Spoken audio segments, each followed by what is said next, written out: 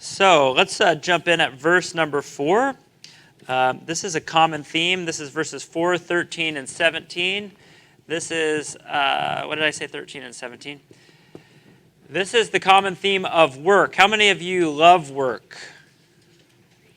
I saw a poll that's going around the internet right now. I wish I had screenshotted it, but I didn't. But I'll give you kind of the general idea of it. It was employers who have been interviewing for new positions, and they were saying some of the things they've been seeing from recent college graduates.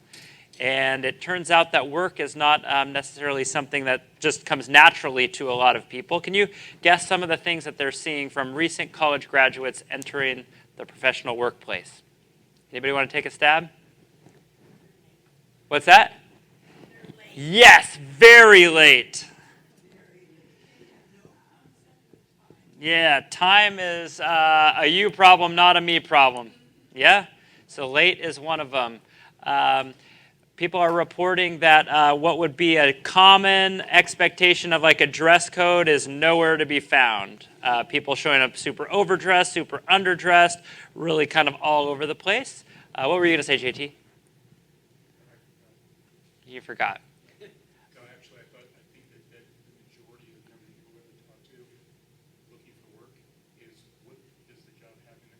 Yeah, exactly. So one of the things is asking for just kind of ridiculous compensation. I was reading in the footnotes, one guy was saying that somebody had asked for almost twice what he pays somebody who had worked there for 10 years already. So like no concept of like labor and pay. And these are kind of the things that are happening. Well, it turns out that maybe the issues aren't exactly the same.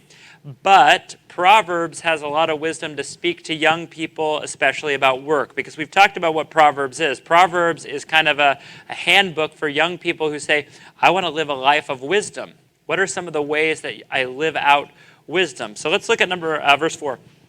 The sluggard, this is the lazy person, does not plow in the autumn.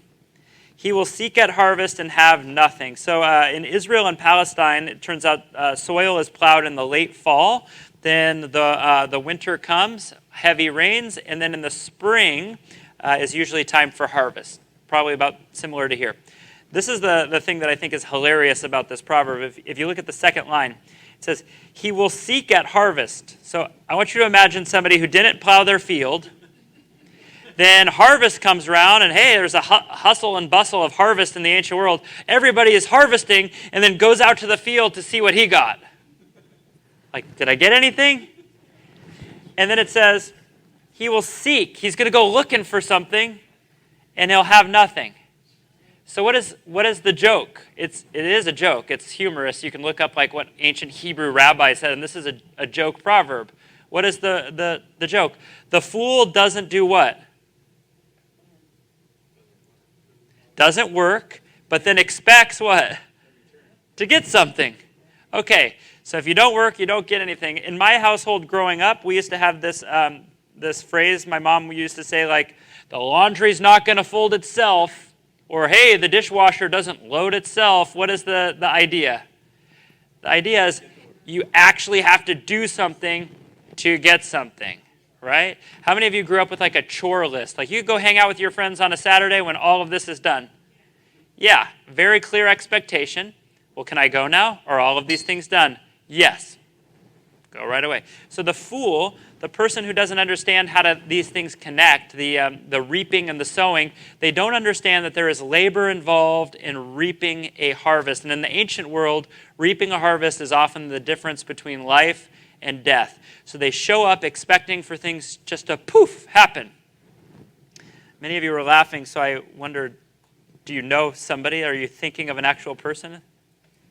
Yeah? Okay.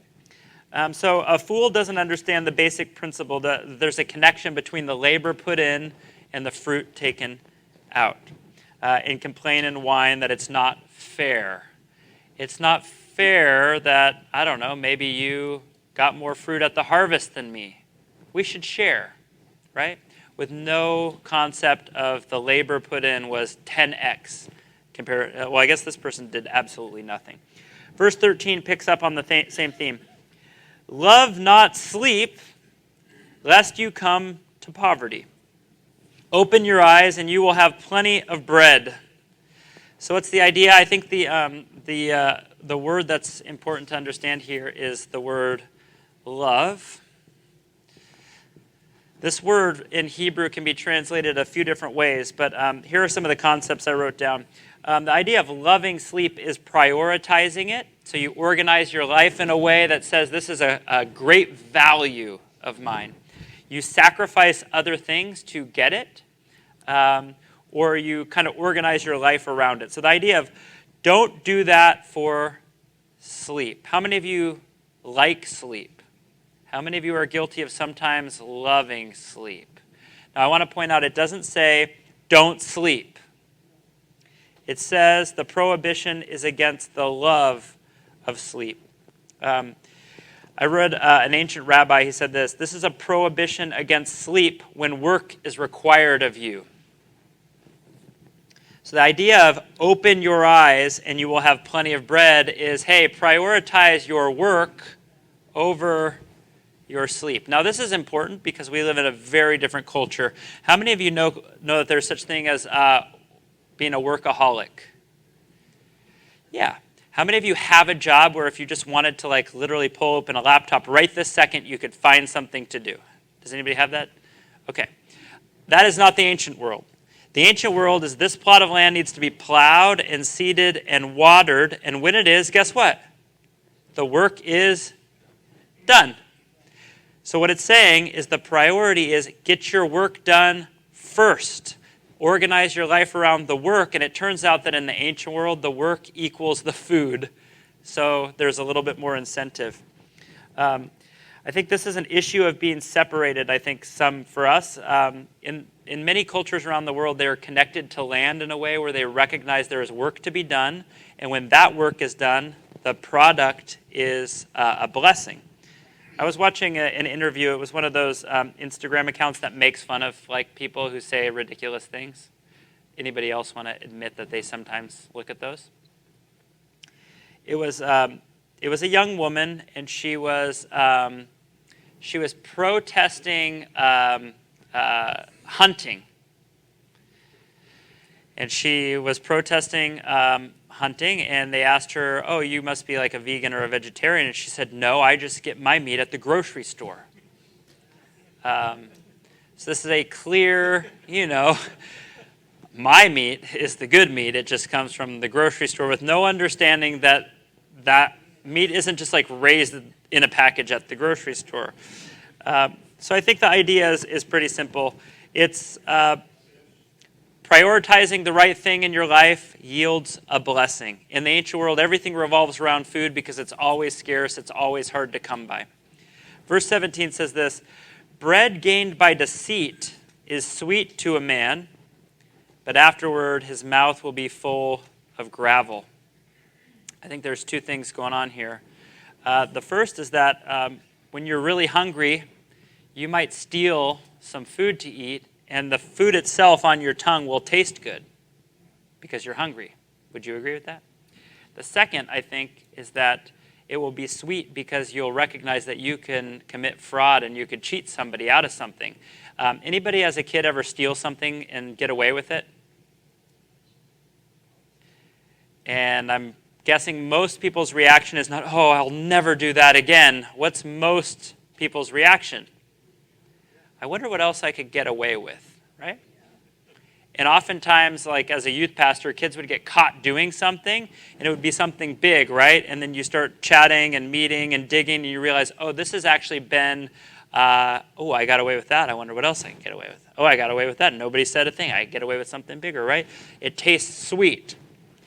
But in Proverbs, it says afterward. Now, the word afterward is not immediate. It's just chronologically later, whether it's immediate or 10 years down the road, his mouth will be full of gravel. The word gravel is like sand. It sucks all the moisture. It makes somebody gag. It's gritty. You would spit it out as soon as it enters your mouth. That in doing this, it will lead to something disgusting. That will be the outcome. It will be disgusting. It will not nourish. It will not feed your soul. I want to skip down now to verse 6. Before we do, any thoughts, any questions about work? Anybody want to talk about our kind of culture's understanding of work or anything like that?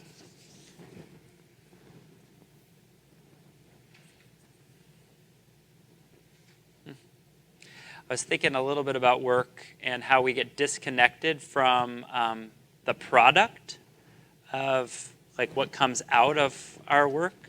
I think so often we get very complex work. Maybe you work in a large organization that has like 10 tiers of work, and yours is this little segment, and you don't really completely understand how exactly this fits into the whole. I have a neighbor who he makes a lot of money, and he's always complaining that he's like, I'm just spreadsheet guy. I'm pattern spreadsheet guy. They give me all these properties and values, and I plug them in, and I figure out what's worthwhile and what's not, and I give them the information back, and they choose to buy some and pass on others, and that's how they make all the money. And I think what it is it's he doesn't see his work as valuable to an end result that makes any difference whatsoever to him or his family.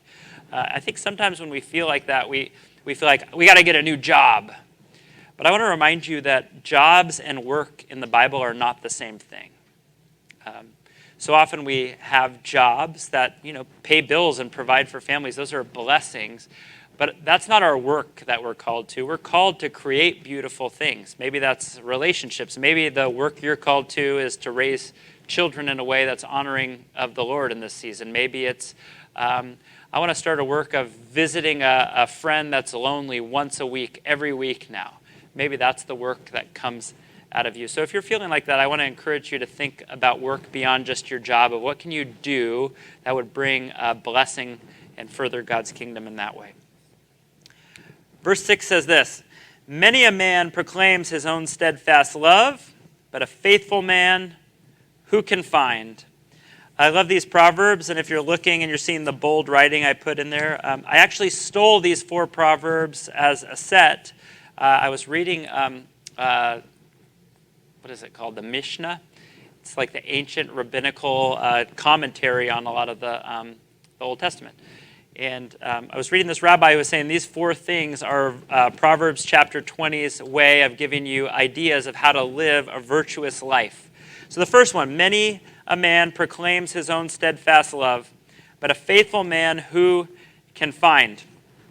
How many of you were in middle school once and got involved in the gossip ring of middle school? You all know what I'm talking about? And it always starts like this. Who do you have a crush on? You know what I'm talking about? It always. I'm not going to do what? I'm not telling you. And then the other person, they say, okay, never mind. Never. What do they say next? You can trust me. Right? I can? Yeah, you can trust me. Okay, I'll tell you as long as you promise that you won't tell anyone. How many of you know that that's not going to work well? Right? I think this is what the Proverbs getting at. Many a person will proclaim, I'm a steadfast love guy. I'm loyal. You should hire me. You should be in a relationship with me. You should trust me. You should tell me who you have a crush on. But then it says, a faithful person who can find. I think here's the idea. Everybody is very quick to announce that they are that person. Right? You ever met somebody that's like, hey, if we get like close to each other, don't tell me anything. I gossip all the time. I'll tell all of your secrets and I'll backstab you. Just heads up. Nobody, right? Everybody fronts their virtue. I'm loyal. I'm a great person. I'm loving. I'm a great friend. I think this is what Proverbs is saying. But a faithful person who can find? Time will tell, right? Everyone will proclaim that they are that person. But only time will tell. This is the principle I wrote out, that actions speak louder than words. How many of you have a best friend? Like a very best friend? How many of you would say your best friendship is like super new? How many of you would say it's rooted in a lot of experience with this person? Ups and downs and all arounds, right? it's always a red flag, especially like for young people, and they're really trying to find friendships. They're trying to figure out where they belong, but it is a red flag when somebody finds a best friend immediately and pours everything they can into that person, right? Because there is something wise about giving it time and playing it out and going through the ups and the downs of life and recognizing you are trustworthy, not because you told me, but because over time, incrementally, I've seen you do it. So the idea is to cultivate a virtuous life is to remember that actions speak louder than words. That I'm going to watch actions and I'm going to trust what I see more than what you tell me. Verse 9 says this, "Who can say, I have made my heart pure, I am clean from my sin?" Again, this is kind of a rhetorical question. What's the answer? No one. Well, it should be no one, right? No one.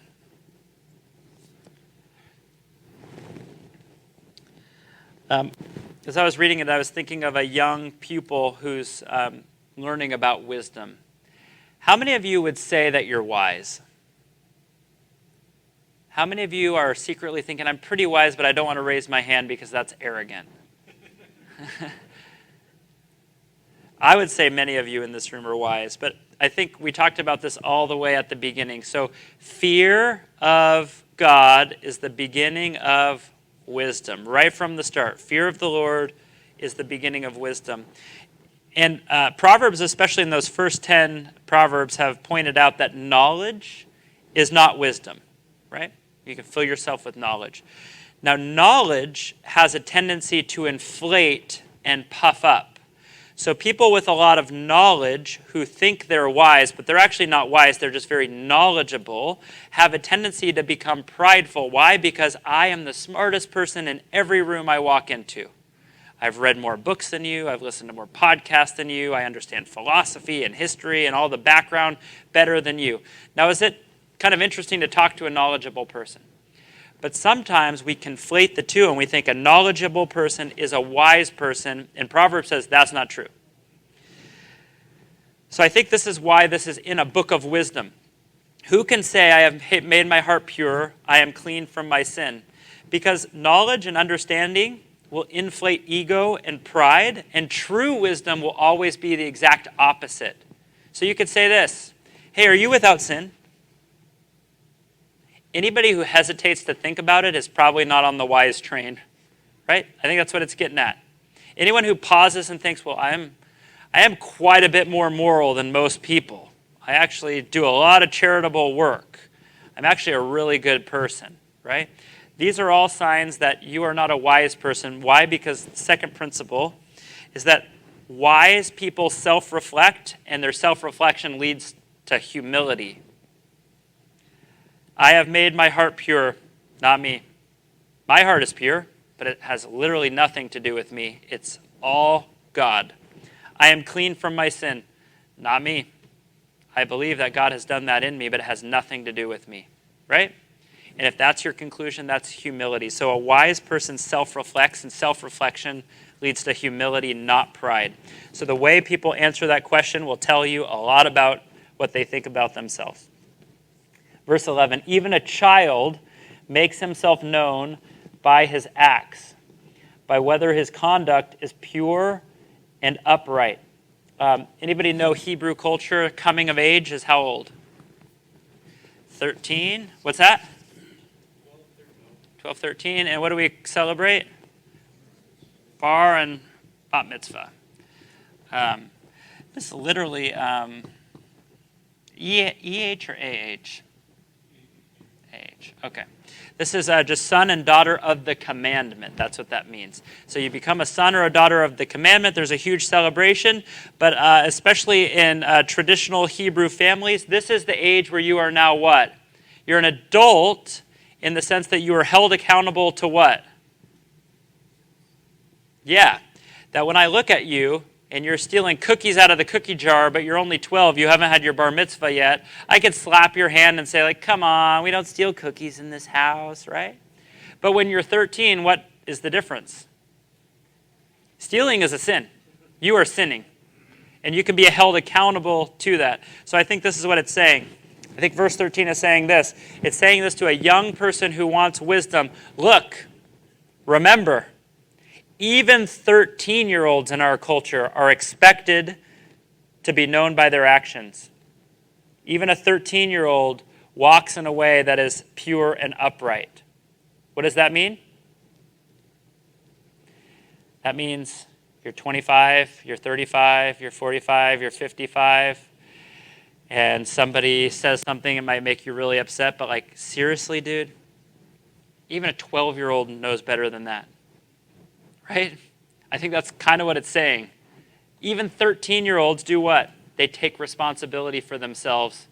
So I think the third thing, and when I say I think, I'm literally just stealing this from an ancient rabbi, is that you're responsible for yourself. You want to live a virtuous life, you got to stop blaming other people, and you have to take responsibility for yourself. A long while back, somebody recommended a book to me. It's called Extreme Ownership. Anybody ever read Extreme Ownership? It's by the former Navy SEAL commander Jocko Willink. Anybody know who Jocko is? And basically, this is what he said. He said he became not just like a very well-known Navy SEAL, but he became super respected. And it was because he decided that he was going to take responsibility for everything, even when it wasn't his fault. So a young guy does something really dumb that he should have known better. Jocko would march right into the superior's office and say, "That's my fault. I didn't train him good enough." And he openly says, "I knew deep down it wasn't always my fault, but when I took responsibility for everything, I became a great leader because I just started to think I have to lead out of humility and relationship at all turns." I think that's the same idea, taking responsibility for yourself. One of the things, let's see, verse 29. The glory of young men is their strength, but the splendor of old men is their gray hair. I knew I was going to get at least one amen. The glory of young men is their strength, but the splendor of old men is their gray hair. God has structured human life in time, from birth to death on this earth. Now here's a couple interesting thoughts, and I'm curious what you think. Because it says, the glory of a young man is their strength. Is it talking down on young people? No. What do young people glory in? Their strength. Is that bad? No. You're moving houses and you need help loading the truck. Who are you going to call? CollegeMovers.com. I keep seeing all of it everywhere, right? Why would you think you could name your company CollegeMovers.com and that would be successful? Why would you do that? Because people think, 18 to 22, that's the perfect person that will lift heavy stuff and move my things, right? Is that something that you should honor? Yeah, that's what it says. But the splendor of old men is their gray hair. In the ancient world, to live to the point of gray hair means that you've lived beyond normal life expectancy. So what is the assumption? You know something about living your life well that people should listen to. They should understand. They should see your gray hair from a distance, because in the ancient world, most people don't live that old. So I could see gray hair coming. I'm not just going to let you pass by. I have some questions. How'd you do that? We have a 100-year-old grandmother. She turned 100 in April. I ask her all the time. I already know her answer, but I just marvel. How do you live to be 100? She says, there's always three things. Do you know what the three things are? I think I've told you before. She said she ate almost all of her meals at home. They were always home-cooked meals. So she always ate around a table with people. She always made time for family, and she always exercised. I actually have a video I'll show you on my phone if you're curious. She had fallen, and we thought she was going to pass when she was 99. But she rehabbed, and she got sent back home in a walker. And she was told, you cannot go outside without somebody with you. You can't do that anymore. That part of your life is over. So we went to visit her on her 100th birthday. I literally knocked on the door, and she opened it, and she said, can you take me for my walk? So I asked her, how long have you been going? She said, well, I've been trying to go 3 miles with a walker. With a walker. So those were her three things. I love that because that's wisdom, right? Here's three things easily packaged. Everyone could understand it. Your 5-year-old can understand it. You can understand it. Not crazy, not a philosophy. Here's 3 things. Eat well, spend time with people you love, and exercise. That's how I did it, right? So recognizing that there are things that are honorable about every person in every stage of this journey that we call life. Here's a couple things I wrote down. I think so often young people are in a race to grow up. How many of you would say when you were 20, you were really excited to be 30? You really wanted to be 30? Anybody? Yeah, I kind of did too. I kind of was sick of being 20. Some of it was feeling like, man, people kind of talk down to you a little bit, and I feel like I'm mature enough not to be talked down to anymore. How many of you feel like sometimes older people are like looked down upon by younger people? Like, what do you know? Which, by the way, is the exact opposite of what Proverbs has been saying for 20 chapters. So often I think our culture has got this age thing totally incorrect. One of the things that really breaks my heart is how we treat old age. What do we do with old folks in our culture? We send them to a home. What is kind of the thought behind that? What are we doing? We're saying we don't want to see what the end looks like. So just make a collection of older folks in a home so we don't have to see what that looks like. Why? Because what is our cultural value that we worship? Yeah, youthfulness. Even to the point where you drive down the 55 and there's like billboards all the time of like liposuction and plastic surgery. Why? Because it's like 60 is the new 30. Like, well, I'm not a mathematician, but that doesn't seem right? Because we worship youth. Everything is youthful. How do you look more youthful? How do you feel more youthful? Instead of, in this phase of life, what do I have that's honorable that I could give? That is one of the problems. The other problem is that I don't think our culture is very good at recognizing that other people have anything to give you, right? We want to take whatever we can get for ourselves instead of recognizing there really are people who know a lot more about life than I do. There really are people who are worth sitting and listening to their wisdom. There really are people that maybe in my mind I think I should write them off because what would they know? And in reality, I need to check myself because they know a lot more than me. So I think the number 4 is recognizing glory or honor in all phases of life. How many of you love having like 5-year-olds around? I love at our worship nights when that crew, the just graduated from the toddler crew, gets going. How many of you it just brings like the biggest smile to your face? I love that our church is like totally cool with it too. Yeah. There's glory in that. How many of you know there's glory in Footbridge? Anybody ever gone to Footbridge before? Heck yeah, everyone I know who's ever been is like, you gotta come. You gotta come. It's like the most joyful place of all time. So here's the question. Discuss why you think our culture is very comfortable separating and stereotyping generations of people by age. How does this cultural norm make it difficult for us to see the glory in every generation, and what are we going to do about it as Christians? How do we honor what is good and beautiful in every generation? By the way, honoring what is good and beautiful in every generation is not giving a free pass to, oh, you just do whatever you want because I honor you, right? That's not honor, that's fake honor. Real honor is recognizing that there is still truth and there are still standards and morality and all of those things. And I'm looking, wisdom is I see it in you individually, not you're part of a larger age group that I'm supposed to honor. There's cultural honor, and then there's the honor of I see wisdom in you, which is a Christian value. So why don't we take 10 minutes and we can discuss that, and then we'll regather and see kind of where we've landed. All right, that 10-minute question turned into 30 in a hurry on me.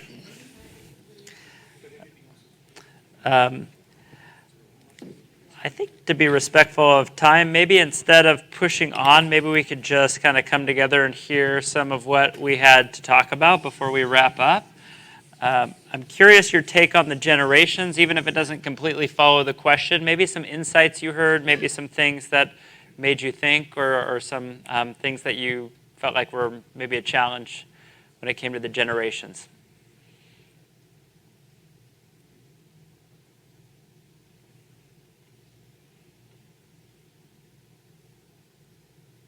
Nobody had anything.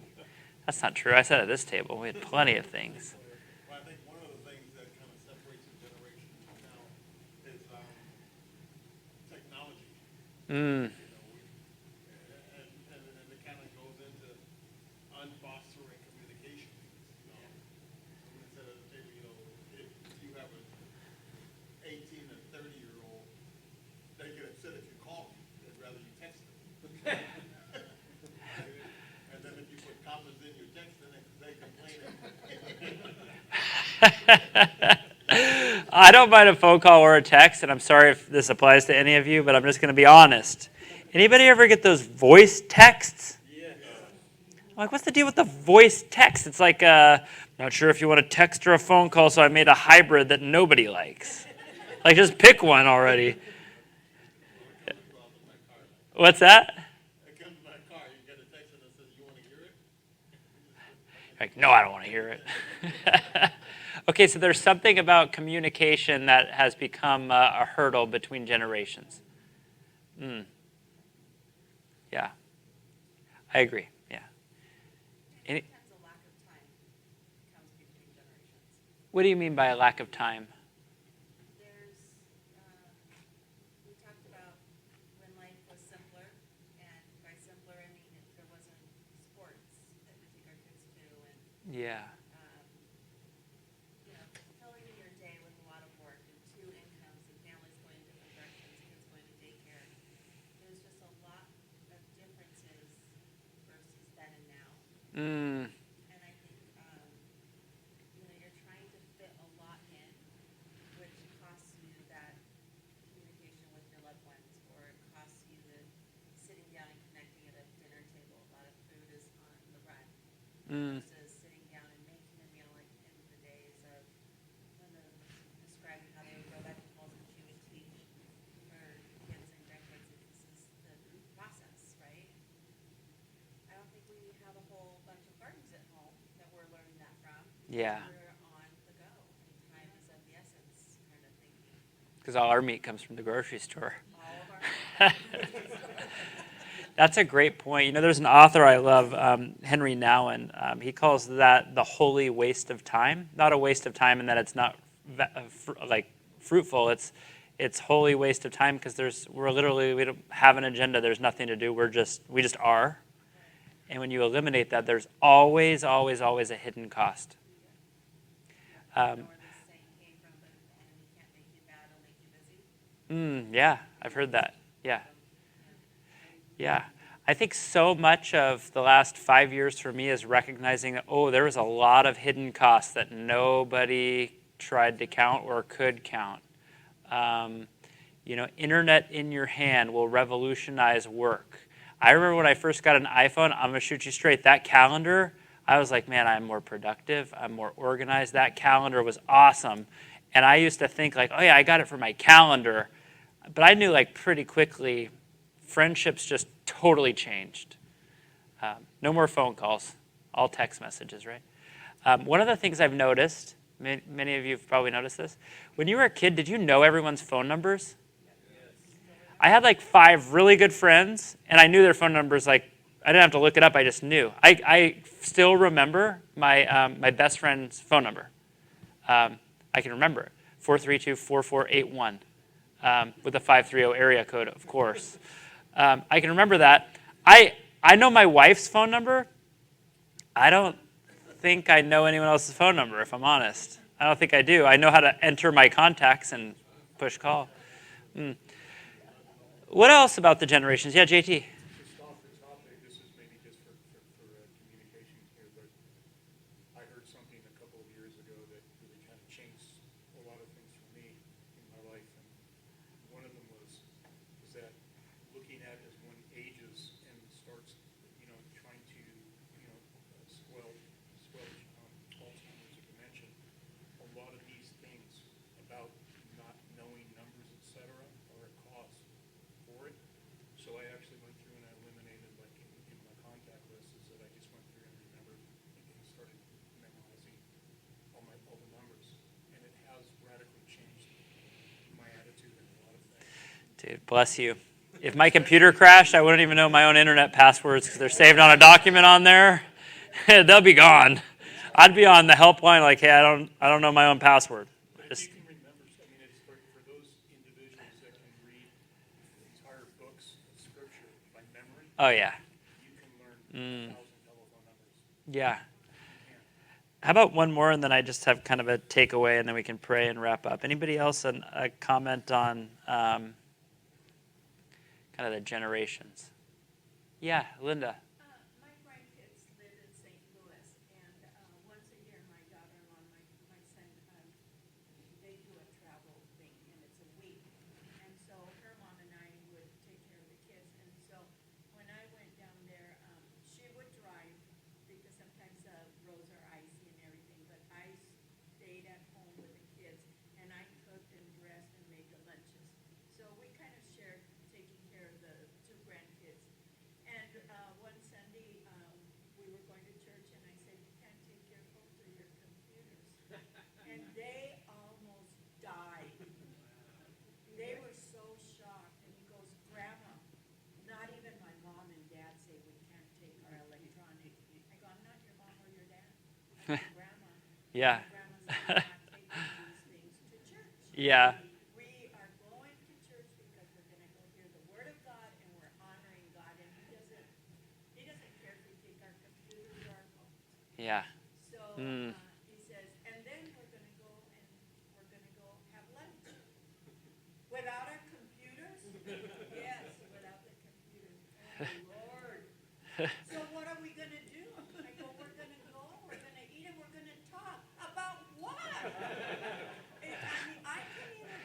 can't even in my head. They can't talk. So we went to church. We had a good service. We went, I remember, out to dinner.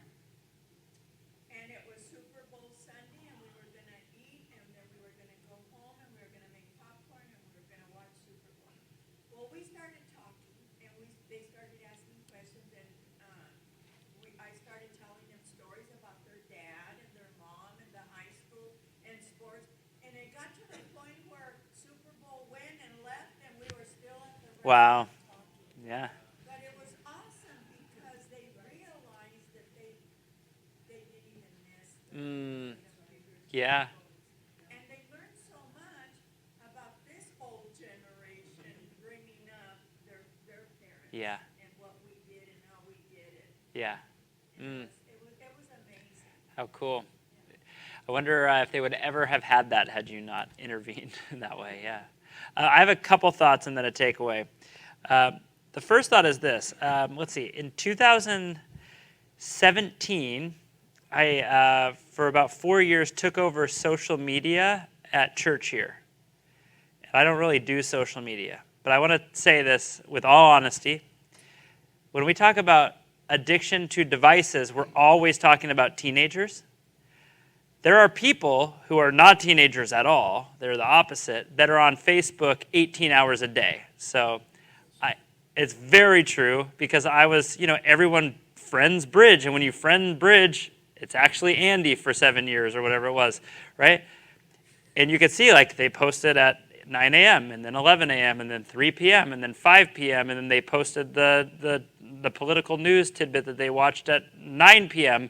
And you're like, wait a second, I've had a conversation where you're coming after youth all the time. So I think screens are just addicting. I think they're just addicting.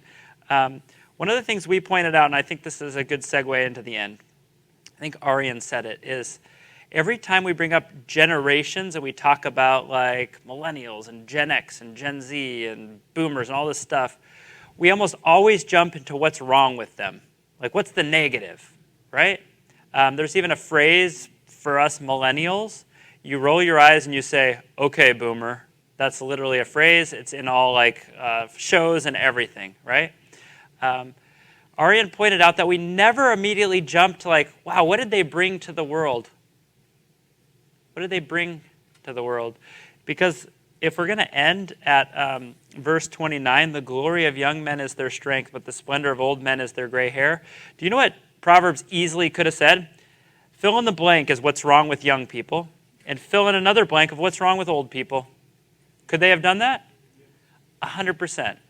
The wisdom is the recognition of the glory of every generation along the way. And I think our culture has grabbed hold of us and convinced us that we should be pointing out everything that's wrong. That's not just going with blinders on and pretend that everything's good. But I would say this is a biblical principle. And I think it's good for older generation, younger generation, everyone in between, is to get into the habit of calling out the things that are beautiful and good that God has clearly given to people and just recognizing it. And I think so often young people hear this, like, hey, you're really good at basketball. I really like basketball. And then they're waiting like, okay, here comes the correction.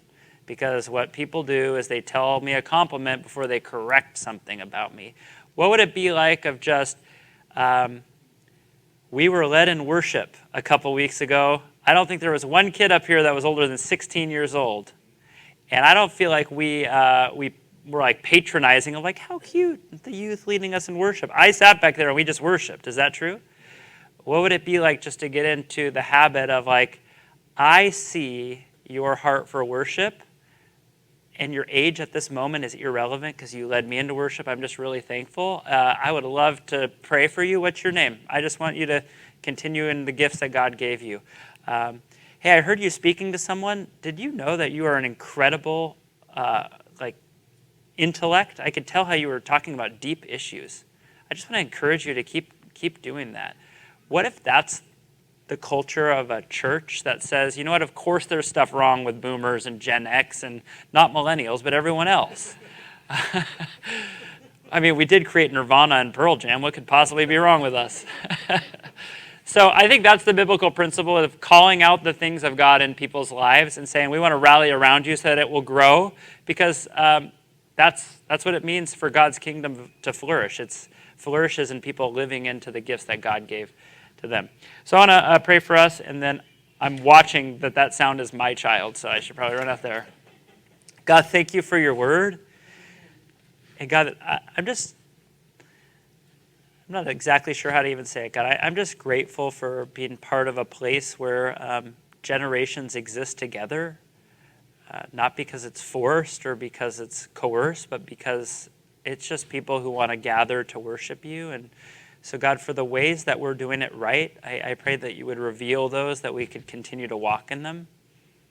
And God, if there's any way that we can build more bridges between generations, that we wouldn't fall prey into pessimism and negativity, but we would call out the things that you've given to people, that we would call out the gifts you've given them, that they would flourish and grow, not just because it would make our church cool, but it would further your kingdom in the world, and that's what we're called to do. So God, would you go before us? Would you give us everything we need in those moments where we default to negativity or pessimism? Would you intervene right in those moments? And we ask that as we grow, that we would see the fruit of that labor. So we love you. We ask that you would go before us into our Thursday and beyond. Amen. Amen. Amen.